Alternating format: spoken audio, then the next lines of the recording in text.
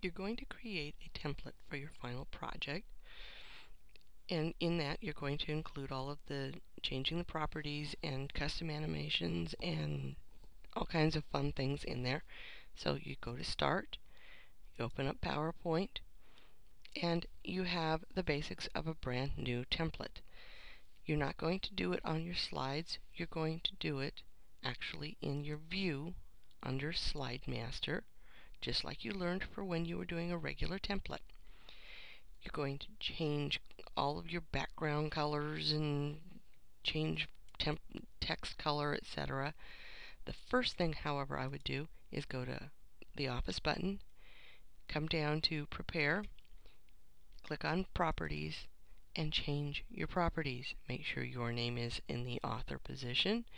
Subject line, I believe I said CIS 100, and make sure you meet all of the qualifications that I've put on the grading rubric and on the grading checklist. Make so that you get full points. Keywords, etc. Change all of everything that needs to be done. Then I want you to go in and start working on your layouts. Come down, rename each of your layouts. This is your master layout. Here's where you can do your transitions. Take a transition, pick one. Whee! If you do that one on the final, you'll be in trouble, but I'm just showing you something so that you can see it in a huge way. Apply that transition to everything. Come through, pick all of your text, and apply custom animations. Custom animations, add an effect, entrance, and then come down to all of your second level. And I do want every level to have its own click. So to do that, now that you've got, if you'll notice it's got 2, 2, 2, 2, that means all of this is going to come in at once. I want each level, however, to have its own. So I come to this custom animation box on the side. I click on each level, and instead of with previous, I say on click, and all of a sudden I have individual ones that I can change and I can work with. That's how you deal with that. You now have custom animations, but you have it on that master slide. Does it have it on here?